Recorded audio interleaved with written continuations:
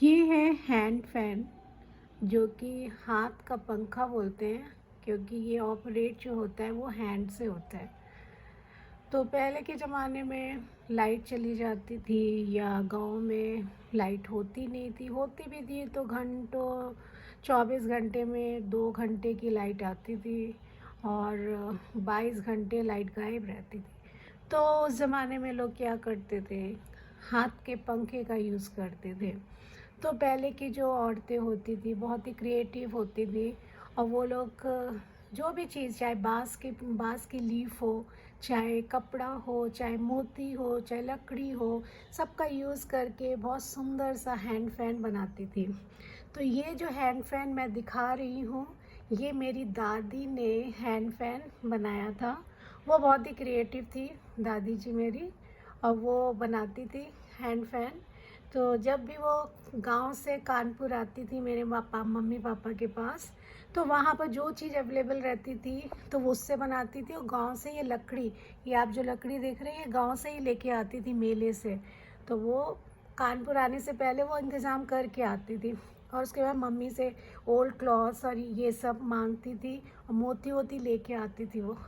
और घर में वहाँ जब तक भी रहती थी वो कुछ ना कुछ बनाती रहती थी।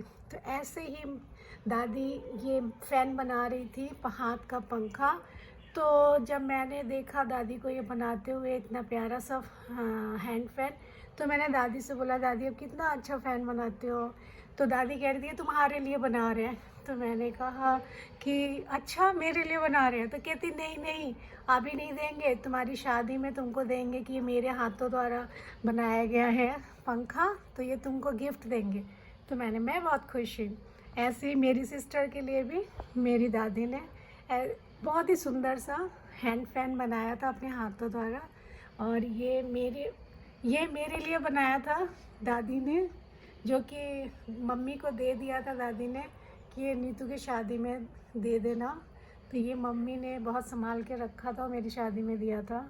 तो ये फ़ैन जो है ये मेरे लिए बहुत अनमोल है और मैंने इसको 20 साल हो गए मेरी शादी को, मैंने आज भी इसको संभाल के रखा हुआ है क्योंकि ये मेरी दादी ने बनाया था। आप देखिए क्रिएटिविटी, ये कैसे कपड़ों से प्यारे से, देखो अपने हाथों द्वारा पूरा स्टिच किया है, सुई धागों से, कोई मशीन नहीं है, कुछ नहीं, हाथों से पूरा बनाया हुआ है।